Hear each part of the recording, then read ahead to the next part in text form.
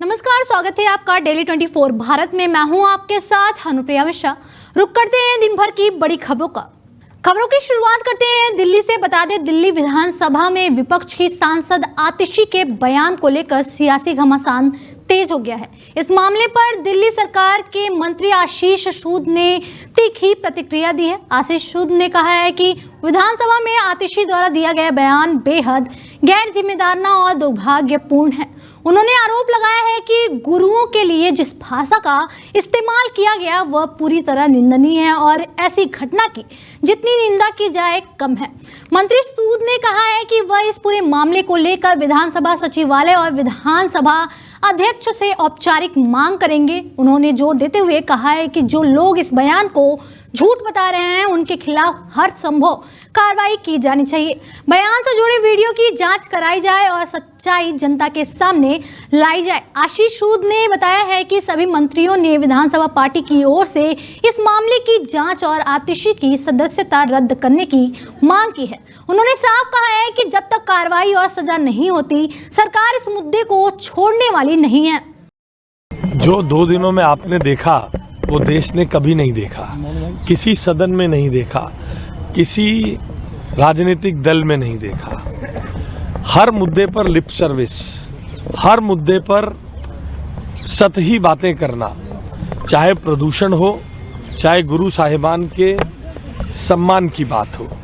आप सबने देखा जिस प्रकार से सुश्री आतिशी मरलीना जी ने अपनी राजनीति के लिए सदन में पक्ष विपक्ष दोनों ने गुरु साहिबान के संदर्भ में वक्तव्य दिए थे, मगर अति अहंकार में जिस प्रकार की टिप्पणियां की गईं और हमारे समाज में कहा जाता है गलती हो जाए तो माफी मांगने वाला बड़ा होता है और समाज का व्यवहार भी ऐसा ही होता है कि उसे माफ कर दिया जाता है, मगर वो तो उस पूरे घटनाक्रम को हुआ ही नहीं ऐसा बता रही हैं। आप में से बहुत सारे मीडिया बंधु लाइव देख रहे होंगे जो विधानसभा के सचिवालय से काटा जाता है, लाइव फीड दिया जाता है।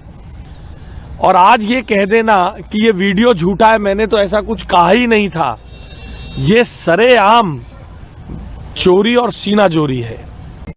वहीं अंकिता भंडारी हत्याकांड से जुड़े आरोपों को लेकर भाजपा नेता दुष्यंत गौतम को दिल्ली हाईकोर्ट से बड़ी राहत मिली है।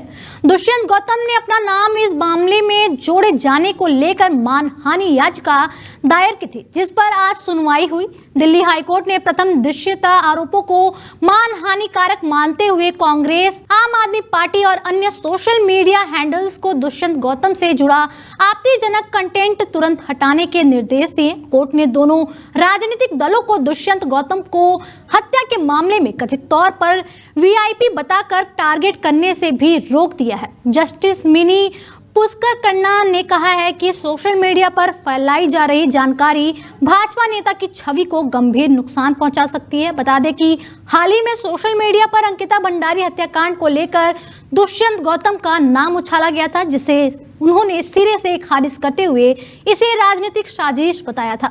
इस अंतरिम आदेश को दुष्यंत गौतम के लिए बड़ी कानूनी राहत माना जा रहा। वहीं बता दें, दिल्ली विधानसभा में एक बार फिर सियासी घमासान तेज हो गया है, जहां आम आदमी पार्टी के विधायक संजीव झा ने मंत्री कपिल मिश्रा पर गंभीर आरोप लगाते हुए विधानसभा अध्यक्ष के पास औपचारिक शिकायत दर्ज कराई। संजीव झा ने बताया कि दिल्ली विधानसभा में विपक्ष के उपनेता मुकेश अहलावत ने यह शिकायत दर्ज कराई है। आपकी ओर से 3 बड़ी मांगे रखी गई है।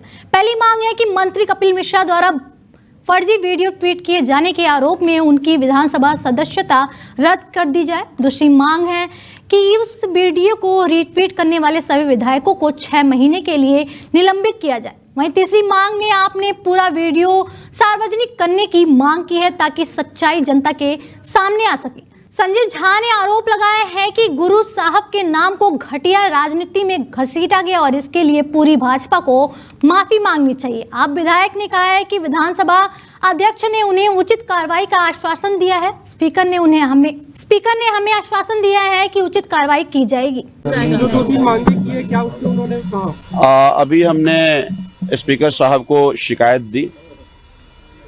हमारे मुकेश अहलावत जी जो हमारे सदन के उपनेता हैं, उन्होंने शिकायत दी है।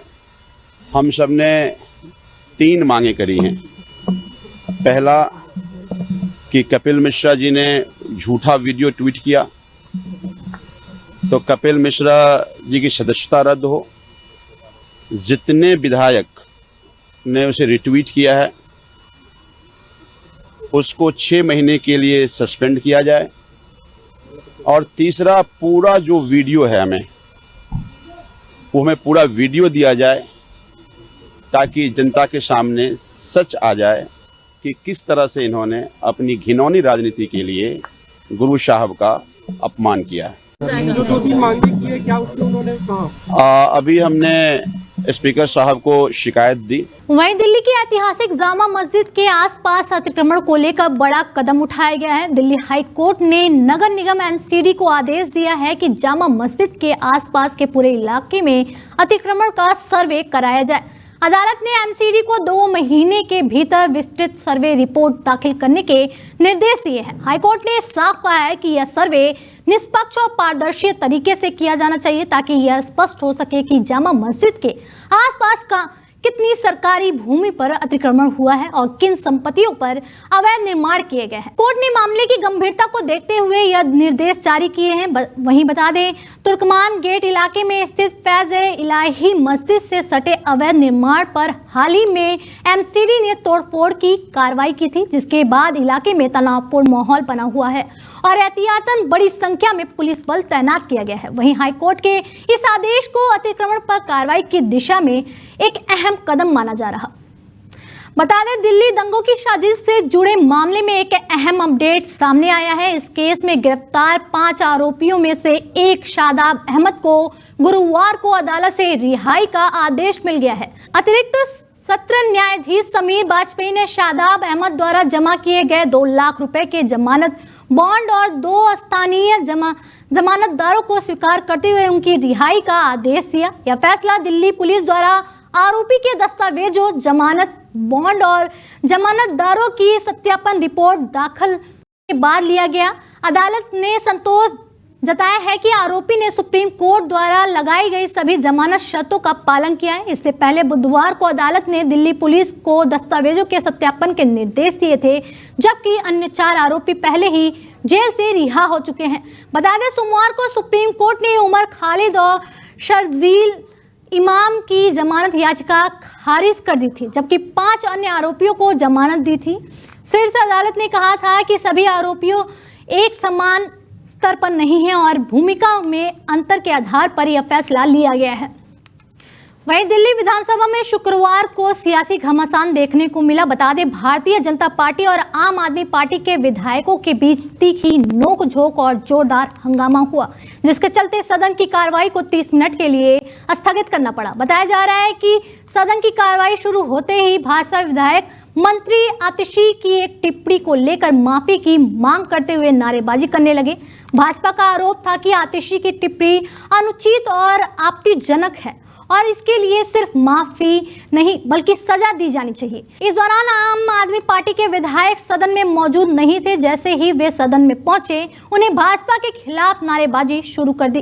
आप विधायक पीली पगड़ी पहनकर सदन में आए, जिससे उन्होंने अपने विरोध का प्रतीक बताया। आम आदमी पार्टी के विधायकों ने भाजपा के हंगामे का जवाब देते हुए विधानसभा में प्रदर्शन किया और दिल्ली के मंत्री कपिल मिश्रा के इस्तीफे की मांग की। भाजपाइयों माफी मांगो, माफी मांगो, माफी मांगो, भाजपाइयों माफी मांगो, माफी मांगो, माफी मांगो, इस्तीफा दो, इस्तीफा दो, इस्तीफा दो, कपिल मिश्रा इस्तीफा दो, इस्तीफा दो, इस्तीफा दो। भाजपा वालों शर्म करो, शर्म करो, शर्म करो, झूठी वीडियो बंद करो, बंद करो, बंद करो, झूठी वीडियो बंद करो, बंद करो, बंद करो, झूठी वीडियो बंद करो, बंद करो, बंद करो। भाजपा वालों शर्म करो, शर्म करो, शर्म करो, और शर्म नहीं तो डूब।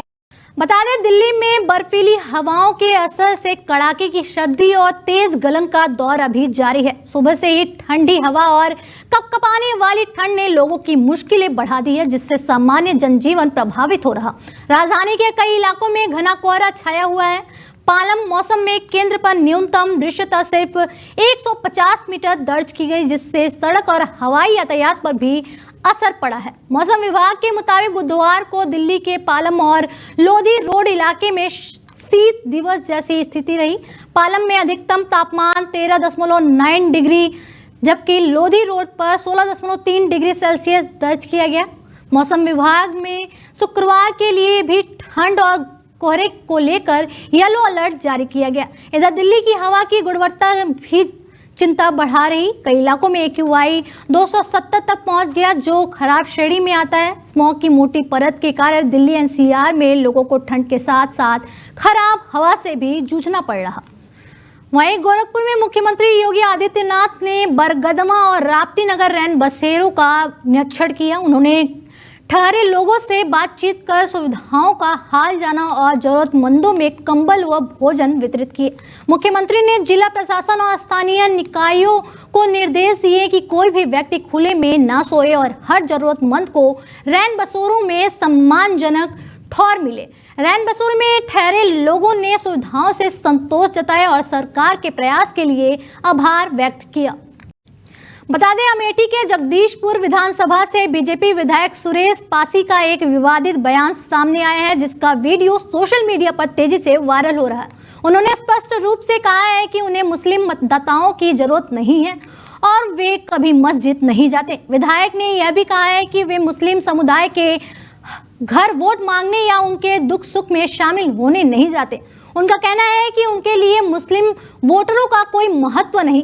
सुरेश पासी दूसरी बार इस विधानसभा सीट से बीजेपी के विधायक हैं और उनका यह बयान स्थानीय राजनीति में चर्चा का विषय बना हुआ है।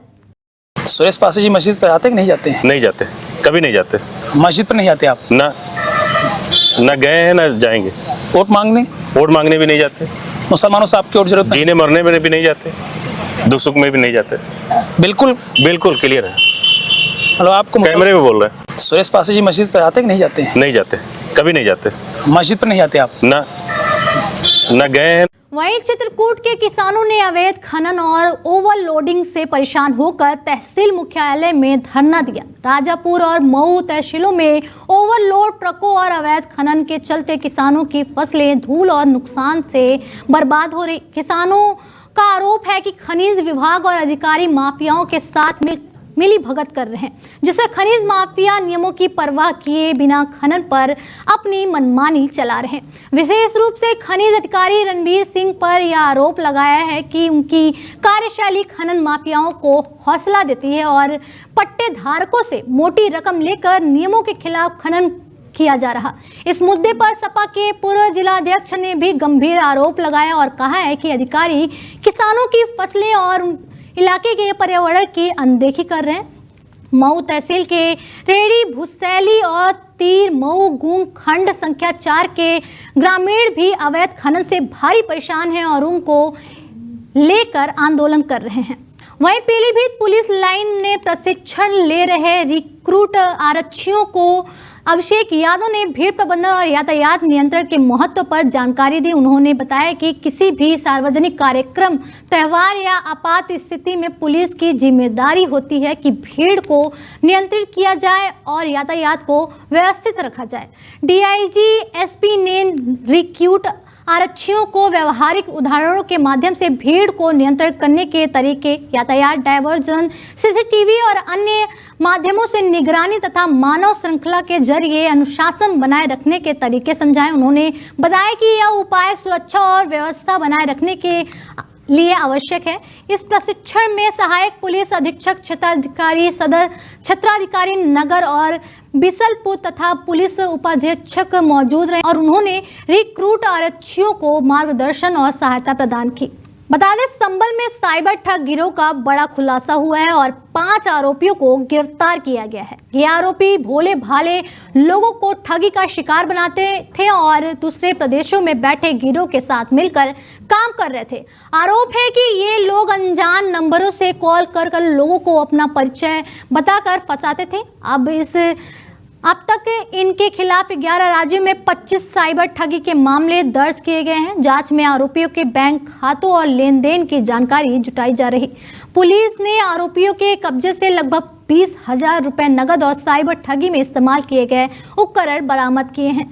संभल के कई थानों से जुड़े इस मामले की गहनता को देखते हुए पुलिस जांच लगातार जारी रखे हुए है। कि आपको विदित है कि हमारे डीजीपी सर की सर्वोच्च प्राथमिकताओं में से एक है साइबर क्राइम, जिसके विरुद्ध पूरे प्रदेश में लगातार अभियान चल रहा है। उसी के क्रम में जनपद संभल की पुलिस द्वारा और जो साइबर क्राइम की ब्रांच है उसके द्वारा म्यूल अकाउंट के विरुद्ध कार्रवाई की जा रही है, जिसमें 25 से ऊपर मुकदमे म्यूल अकाउंट जो धारक हैं और जो साइबर अपराध में संलिप्त हैं उनके विरुद्ध लिखवाए गए हैं। उसी के क्रम में एक मुकदमा अपराध संख्या 489/2026 अंतर्गत धारा 368(4), 308(2), 61(2) BNS एवं 66D IT एक्ट के अंतर्गत आज 5 अभियुक्त, जिनका नाम शाहरुख पुत्र मुस्तकीम, सलमान पुत्र शकील, अमान पुत्र शकील, गुड्डू राघव पुत्र रतिभान तथा पवन पुत्र तेजराम, जो कि सभी ग्राम भवन थाना बहजोई के रहने वाले हैं, आज उनको गिरफ्तार कर न्यायिक अभिरक्षा में भेजा जा रहा है।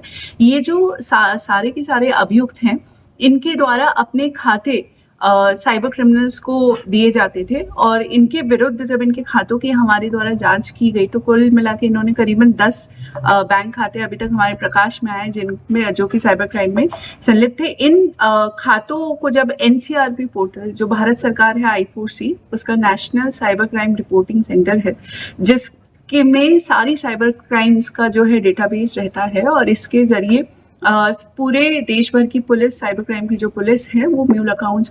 वहीं सीतापुर से बड़ी खबर सामने आ रही है कि किसानों की लगातार शिकायतों के बाद सांसद राकेश राठौर अचानक नवीन मंडी पहुंचे। मंडी में धान की खरीद नहीं हो रही थी, जिसे देखकर उन्होंने अपनी गहरी नाराजगी व्यक्त की। किसानों ने बताया कि पिछले 13 दिनों से उनकी ट्रालियां मंडी में खड़ी हैं, लेकिन धान की तौल नहीं की जा रही। मंडी में फैली अव्यवस्थाओं और बंद पड़े खरीद केंद्रों पर कर्मचारियों की गैर हाजिरी देखकर सांसद गुस्से में आ गए। उन्होंने अधिकारियों को कड़ी फटकार लगाई और जिम्मेदार कर्मचारियों के खिलाफ तत्काल सख्त कार्रवाई के निर्देश दिए। सांसद ने कहा है कि किसानों के साथ किसी भी प्रकार की लापरवाही बर्दाश्त नहीं की जाएगी। उन्होंने अधिकारियों को निर्देश दिए हैं कि धान की तौल तुरंत शुरू की जाए और किसानों की समस्याओं का शीघ्र समाधान सुनिश्चित किया जाए। मौके पर डिप्टी RMO और मंडी सचिव भी उपस्थित रहे। बता दें, बदायूं के तहसील सहसवान क्षेत्र से एक चौंकाने वाला मामला सामने आया है। ग्राम सिरसा खुर्द की एक महिला को लेखपाल ने कागजों में मृत घोषित कर दिया। आरोप है कि महिला के बेटे ने लेखपाल, ग्राम प्रधान और कुछ ग्रामीणों के साथ मिलकर यह फर्जीवाड़ा करवाया। महिला का कहना है कि पति की मृत्यु के बाद सारा जमीन बेटा नाम करवा लिया और उन्हें एक भी बीघा जमीन नहीं दी। बेटे ने उन्हें घर से बाहर निकाल दिया। पीड़िता ने आरोप लगाया है कि लेखपाल ने फोन पर खुद को DM बदायूं बताकर उनसे बात की और दबाव बनाने की कोशिश की। पिछले 2 साल से महिला न्याय के लिए अधिकारियों के चक्कर काट रही, लेकिन कोई सुनवाई नहीं हुई। हाल ही में संपूर्ण समाधान दिवस में महिला ने DM और SSP के सामने अपनी तकलीफ बयां करते हुए कहा कि साहब, मैं जिंदा हूं। इस पर SDM सहसवान ने मामले की जांच कर न्याय दिलाने का आश्वासन दिया। जो मामला जी है, मेरे घर वाले खत्म हो गए, 2 साल हो गए जी। तो 2 साल के बाद मैं 2 साल समय कोर्ट कचहरी में धक्का खा रही, किसी ने मेरी परवाही ना सुनवाई नहीं करी। मुझे फटकारते हुआ मुझे तो करे मुझे बेदखल करके लेखपाल ने मोटी रकम लेके और जो खुरद हैगा टीकम सिंह, उन्हें 2.5 लाख रुपए, लेखपाल मेरे यहाँ के राकेश ने मोटी रकम ली है। तो मुझे बेदखल करते हैं। 19 साल हो गए, हम खत्म है, SPAR हो गया। सिरसा खुर्द तहसील सहसवान तहसील है, जिला बदायूं, नगर थाना मालपुर चौक। इसमें पैर में नौकर रही है, जमीन के चक्कर में 2.5 लाख रुपए ले चुके लड़का से। लड़का मेरे सीधे टाप थी, लड़का ने तो लड़का बताए पेटे में दे रहा के मुझसे अलग करते हैं। लड़का अलग करते हैं, मुझे 2 साल है घर से निकालते हैं, मुझे मार तोड़ करके। अच्छा हाँ। एक आदमी का ये प्रकरण हमारे संज्ञान में आया है। तहसील दिवस 5 तारीख को जो हुआ था, उस दिन हमें ये पता चला कि जो जिनका मृत्यु हो गया उनका बेटे ने विरासत दर्ज किया लेखपाल के यहाँ, और वो विवादित होने के कारण वो तहसीलदार कोर्ट में फॉरवर्ड कर दिया गया लेखपाल के द्वारा। और तहसीलदार कोर्ट में जो भी प्रोसेस लीगल प्रक्रिया होती है वो पूरा हुआ है और इसमें दूसरे पक्ष को नोटिस दिया गया और जो भी प्रूफ्स इसमें दिए गए हैं उस प्रूफ्स के हिसाब से, उस एविडेंस के हिसाब से विरासत दर्ज कर दिया गया इस महिला को हटाते हुए। और इस महिला ने अभी इसमें 2 फाइल्स है, एक अभी भी तहसीलदार स्तर पे कोर्ट में चल रहा है और दूसरा जिसमें ऑलरेडी आदेश होके खतौनी में नाम चढ़ गया है गलत तरीके से, वो अभी अपील में आए हैं और 12 तारीख को सुनवाई है। वहीं अगली खबर बदायूं से बता दें, बदायूं पुलिस को साइबर ठगी के मामले में बड़ी कामयाबी मिली। थाना साइबर क्राइम की टीम ने फर्जी कॉल सेंटर चलाकर लोगों को बैंक और फाइनेंस कंपनियों में नौकरी दिलाने का झांसा देकर ठगी करने वाले 5 आरोपियों को गिरफ्तार किया। पुलिस के अनुसार आरोपी आम लोगों से रजिस्ट्रेशन के नाम पर रुपये ट्रांसफर करवा कर ठगी कर रहे थे। जांच में यह भी पता चला है कि आरोपी अलग अलग राज्यों के भोले भाले युवाओं को अपना निशाना बनाते थे। मौके से पुलिस ने laptop, print, 7 smartphone, 23 SIM card और अन्य आपत्तिजनक सामान बरामद किया। इस साइबर ठगी में करीब 4,50,000 रुपए की हानि होने का खुलासा हुआ। सभी आरोपियों को न्यायालय में पेश कर जेल भेज दिया गया और पुलिस मामले की गहन जांच जारी रखे हुए है। जनपद बदायूं के साइबर थाना के द्वारा पिछले कई दिनों से इनको ट्रेस किया जा रहा था। प्रतिबिंब पोर्टल पे इनके विरुद्ध कई शिकायतें दर्ज हुई थी, जिनके आधार पर सर्विलांस के माध्यम से और मैनुअल तरीकों से इसकी जांच की गई तो मोहल्ला सराय में एक सेंटर मिला जिसका दरवाज़ा खटखटाया गया तो वहाँ एक लैपटॉप चलाते हुए लोग मिले। इसमें पुरुष और महिलाएं दोनों थे। उनका बाकायदा रजिस्टर बना हुआ था, उन पर अटेंडेंस होती थी। वो फर्जी कॉल करके नौकरी देने के नाम पे लोगों को कॉल करते थे और उसमें अपने अकाउंट में पैसे मंगवाते थे, दूसरे अकाउंटों में पैसे मंगवाते थे। सारी चीज़ें बरामद हुई हैं और इसमें 5 लोगों की गिरफ्तारी हुई है। एक मास्टरमाइंड इसका विवेक और उसके साथ 4 अन्य महिला हैं, 2 और वांछित हैं। अतिशीघ्र उनकी भी गिरफ्तारी कर ली जाएगी। जनपद बदायूं के साइबर थाना के वहीं बता दें 10वें गुरु श्री गुरु गोविंद सिंह साहिब जी के पावन प्रकाश उत्सव के अवसर पर निघासन नगर पंचायत क्षेत्र में भव्य नगर कीर्तन का आयोजन किया गया। नगर कीर्तन की शुरुआत गुरु द्वारा श्री गुरु सिंह सभा से हुई और यह नगर के प्रमुख मार्गों से होते हुए निकाला गया। मार्ग में श्रद्धालुओं ने जगह जगह फूलों की वर्षा कर शोभा यात्रा का भव्य स्वागत किया। नगर कीर्तन में श्री गुरु ग्रंथ साहिब जी की पालकी को खूबसूरती से सजाया गया था। पालकी के आगे चल रहे पंच प्यारे श्रद्धालुओं के आस्था और भक्ति का केंद्र बने रहे। सैकड़ों की संख्या में महिलाएं, बच्चे और अन्य श्रद्धालु झाड़ू लगाकर सेवा भाव में शामिल हुए। नगर कीर्तन में गुरु जी की महिमा का गुणगान करते हुए भारी संख्या में सत्संग ने सहभागिता की। साथ ही गटका पार्टी द्वारा दिखाए गए अद्भुत करतबों ने लोगों को मंत्र मुग्ध कर दिया। इस भव्य आयोजन में गुरु का अटूट लंगर भी लगाया गया, जिसमें हजारों श्रद्धालुओं ने श्रद्धा भाव से प्रसाद ग्रहण किया। पूरे नगर में जो बोले सो निहाल, सत्य श्री अकाल के जयकारों से वातावरण गूंज उठा और नगर धर्म, आस्था और उल्लास से सारा बोर नजर आया।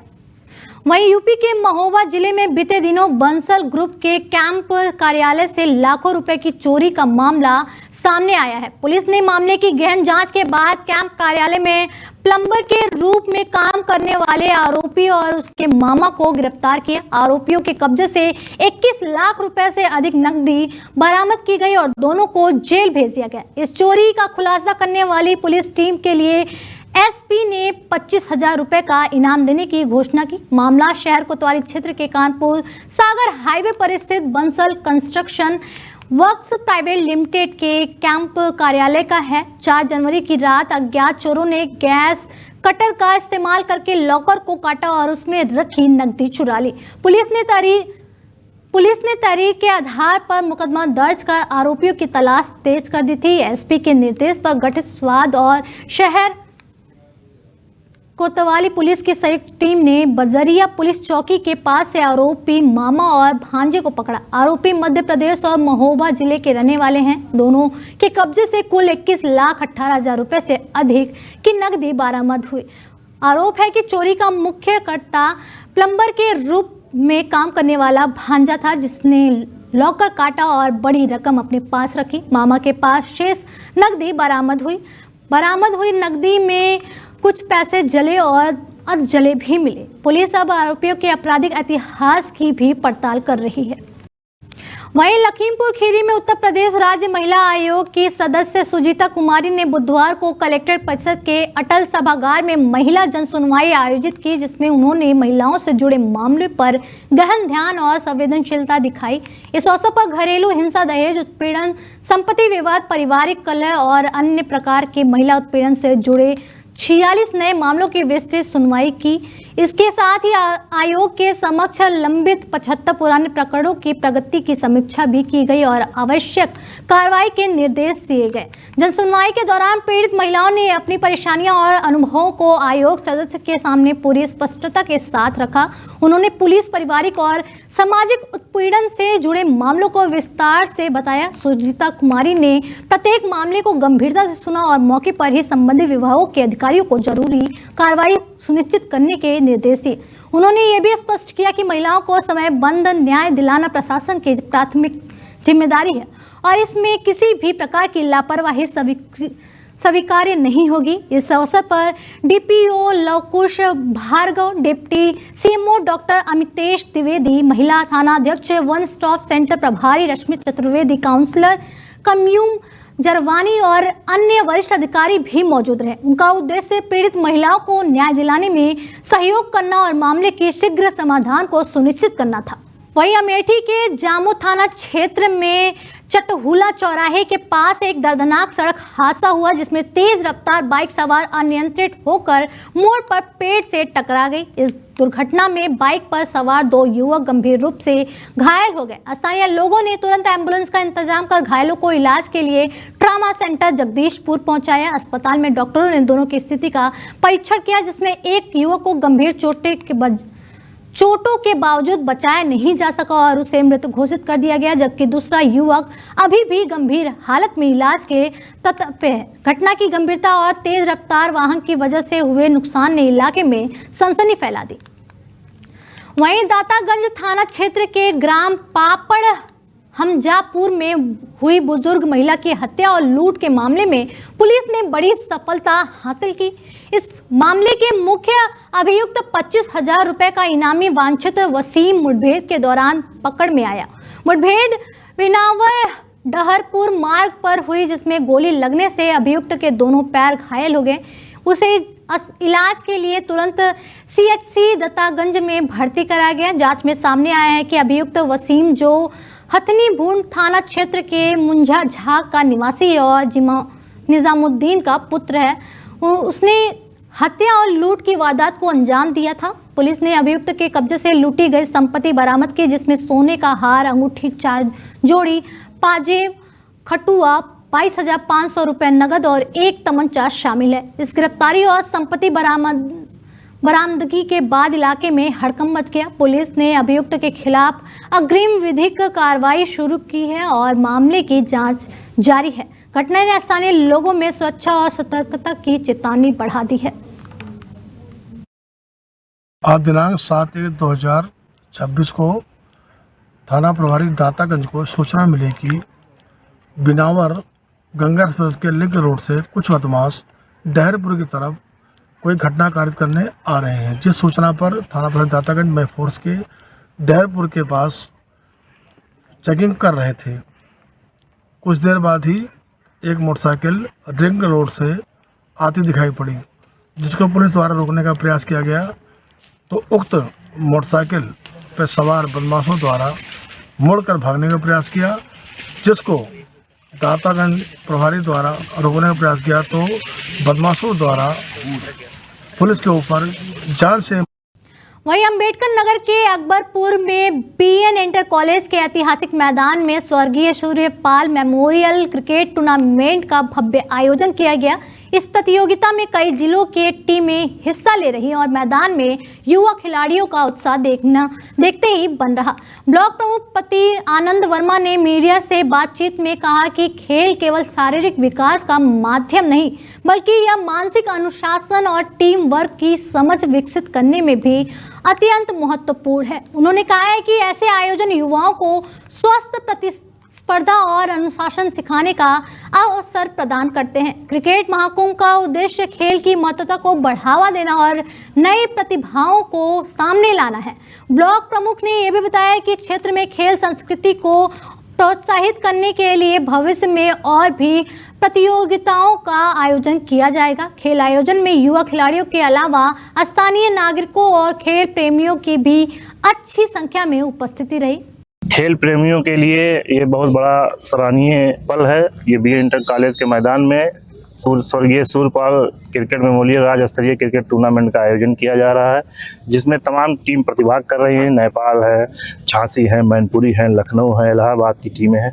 सभी टीमें आकर यहाँ दर्शकों का मनोरंजन कर रही हैं और बहुत अच्छा खेल का वातावरण है और तमाम दर्शक यहाँ दूर दूर दराज से आके खेल का लुत्फ उठा रहे हैं। मैं यही चाहता हूँ कि युवा जो है सभी खेलों में प्रतिभाग करें, चाहे वो फुटबॉल हो, क्रिकेट हो, वॉलीबॉल हो, बैडमिंटन हो। उससे सेहत भी अच्छी रहती है और अपने जिले का, देश का, प्रदेश का नाम रोशन करने का मौका। फिलहाल इस बुलेटिन में मेरे साथ इतना ही। दीजिए इजाजत। नमस्कार।